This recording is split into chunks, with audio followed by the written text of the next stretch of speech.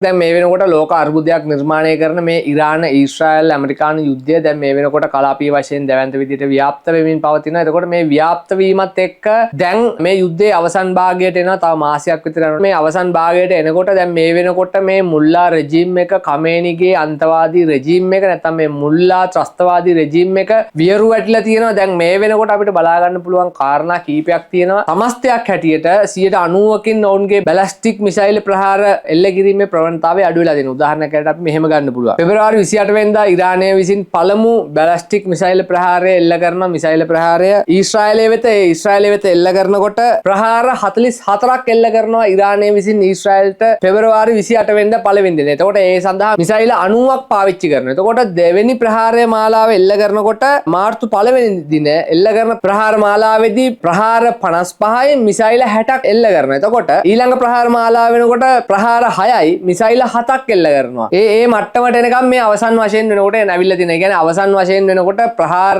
6යි missile 7යි ගහලා තියෙනවා. එතකොට මුලදී ගහපු ප්‍රසන්ටේජ් එකත් එක්ක බලනකොට දැන් මේ වෙනකොට 90%කින් ඉරානය විසින් ඔවුන්ගේ ප්‍රහාර සහ ඉලක්ක ගත කිරීම අඩු කරගෙන තියෙනවා. එතකොට මේක 90%කට ආසන්න ප්‍රමාණයක් සමස්ත වශයෙන් උදාහරණයකට ගත්තොත් දැන් මේ වෙනකොට ඊශ්‍රායලය වෙත ප්‍රහාර 288ක් එල්ල කරලා තියෙනවා. ස්ථාන 330ක් ඉලක්ක කරගෙන. එතකොට මේකත් එක්ක බලනකොට දැන් මේ අවසන් භාගය වෙනකොට මේ ප්‍රහාර මාලාව එන්න ටිකින් ටික අඩු වෙනවා. නමුත් මේ වෙනකොට ඉරානයේ ටෙහෙරානයේ හදවත ඇතුළු විශාල ඉලක්ක ප්‍රමාණයක් නැත්නම් මේ මුල්ලා රෙජිම් එකේ අන්තවාදී ත්‍රස්තවාදී ලෝකයට ත්‍රස්තවාදී ව්‍යාප්ත කරන ලෝකයට කුඩු බෙදෙන මේ ඉරානයේ මුල්ලා රෙජිම් එකට විරුද්ධව දැන් මේ වෙනකොට ඇමරිකාව සහ ඊශ්‍රායලය ඒකාබද්ධ ප්‍රහාර මාලා එල්ල කරලා මේ වෙනකොට වියරු වැටිලා ඉන්නවා. මේ ටෙහෙරානයේ අලුගෝසුව ටික ටෙහෙරානයේ මේ මුල්ලා අලුගෝසුව ටික වියරු වැටිලා තියෙනවා. දැන් උදාහරණයක් ඇරෙට බලන්න පුළුවන් මේ මම ඔයගලන්ට වීඩියෝ රූපරාම පෙළවල් එහෙම එල්ල කරන්නේ. දැන් මොවුන් විශේෂයෙන්ම ඊශ්‍රායලයේ මේ හමුදා බේස් වලට ඉලක්ක කර ගැනීමට නොහැකි වෙලා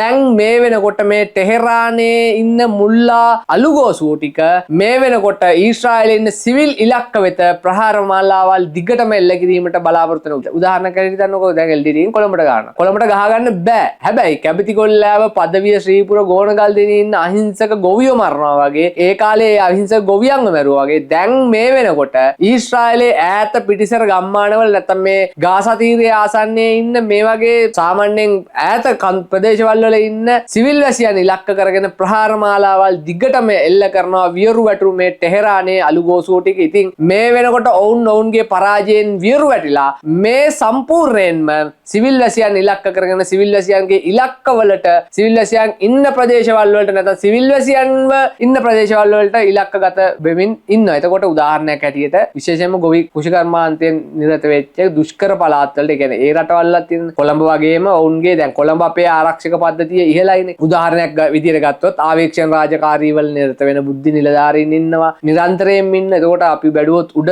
ගුවන්නාශක පද්ධති හයි කරලා තියෙනවා. එතකොට ඒවට පොඩක් ස්ට්‍රෝං ඒවට ගහන්න අමාරු. දැන් LTT එකේ කුරුම්බැට්ටි මැෂින් එකකට උනත් ඇවිල්ලා කොළඹ කැරකලයන් ටික කමාන ඩක් ගාලා ලයිට් ඔෆ් කරලා වෙඩි තියලා මොකක් හරි කරලා එහෙම කරනවා. නමුත් කැබිතිගොල්ලෑව පදවිය ශ්‍රීපුර එතකොට අම්පාර වගේ ප්‍රදේශවල වල ඉන්න නැත්නම් වැලිඔය වගේ ප්‍රදේශවල වල ඉන්න ජනතාවට අර හමුදාවෙන් රකින්න FDL එක විතරයි ඒක කඩාගෙන ඇවිල්ලා ගහලා යන්න පුළුවන් LTT කාර්යයන්ට. එතකොට ගැවිල්ලා අවි ආයුධයක්වත් නැති සිවිල් වැසියන්ව ඝාතනය කරලා ඉවරලා ඕන් කියන අපි උජාරුවට අපි මේ ශ්‍රී ලංකාවේ රජයට ගැහුවා නැත්නම් ශ්‍රී ලංකාවට ගැහුවා වගේ කතාවක් කියන ඒ වගේම තමයි මේ වෙනකොට ඉරානයත් කරන්නේ. ඉතින් මේ වෙනකොට ඉරානය විසින් දැවැන්ත විදියට සිවිල් වැසියන්ව ඉලක්ක කරනවා. ඉලක්ක කරගෙන සිවිල් වැසියන්ට පහර දෙනවා. වයසක සිවිල් වැසියන් ඉන්න තැන් වලට පවා ගහලා තිනවා. දැන් මේ රූපරාම පෙළේදී ඔයගලට බලන්න පුළුවන් වයසක සිවිල් වැසියෝ හිටපු නිවාස වලට ප්‍රහාර එල්ල කරලා 68 හැවිරිදි ඊශ්‍රායල් ජාතික සිවිල් වැසියෙක් මිය ගිහිල්ලා තියෙනවා. ඉතින් මේ වගේ වියරු වැටිච්ච තත්ත්වයක තමයි ඉරානයේ ඉන්නේ. ඉරානයේ මේ වෙනකොට වියරු වැටුණු මේ කමේනිගේ කුමේනිලාගේ මුල්ලා රෙජිම් එක නැත්නම් මේ ලෝකයට කුඩු බෙදෙන ලෝකයට ත්‍රස්තවාදී ව්‍යාප්ත කරන ලෝකයට මේ ඉස්ලාම් අන්තවාදය බෝ කරන මේ ඉරානය විසින් දැන් මේ වෙනකොට දිගින් දිගටම සිවිල් වැසියන්ව ඉලක්ක කරගෙන රිද්දන්න හදනවා. ඒ කියන්නේ ඊශ්‍රායලට රිද්දන්න හදනවා. වැනි කුරිරු ක්‍රියා සහජ ක්‍රියා අපි තරයේ හෙලා දකින්න ඕනේ. මොකද මේ යුද්ධය සිවිල් වැසියොත් එක්ක තියෙන යුද්ධයක් නෙමෙයි. කරුණා කරලා මේ යුද්ධය ඊශ්‍රායලේ හමුදාවත් එක්ක කරන්නේ. ඒ ඊශ්‍රායලේ හමුදාවට ගහන්න බැරි නම් නොගහ ඉන්න මේ මේ අහිංසක සිවිල් වැසියෝ ඉන්න ගම්මානවලට සිවිල් වැසියන්ට පහර එල්ල කරන්න එපා කියන එක මේ කුමේනිගේ කමේනිගේ අන්තවාදී ත්‍රස්තවාදී ලෝකයට කුඩු බෙදෙන මුල්ලා රෙජිම් එකට අපි තරයේ කියා සිටින ඒ වගේම ලංකාවේ මේ කඩේ යන පුද්ගලයෝ විශේෂයෙන්ම බලන්න පුළුවන් මේ ගොඩක් account fake account ඔවුන්ගේ සමහර account වල නමවත් හරියට ඔවුන්ට හදාගන්න බැරිලා දින හදිස්සියට කලබලයට හදලා නැත්නම් එහෙම නැත්නම් ඔවුන්ට සිංහල නම් ඔවුන්ගේ භාෂාවෙන් උච්චාරණය කරනකොට එන අකුරු ටික තමයි ගහලා දෙන්නේ. ඕගලන්ට ඕන තරම් බලන්න පුළුවන්. ඒ වගේ අපි ගාව ස්ක්‍රීන්ෂොට් උත් තියෙනවා. මේ දාන්නෙත් ඒ වගේ තියෙන ස්ක්‍රීන්ෂොට්. ඉතින් ඒවත් එක්ක බලනකොට මේ වෙනකොට ලංකාව ඇතුලේ මේ කුඩු සල්ලි වලින් දුවන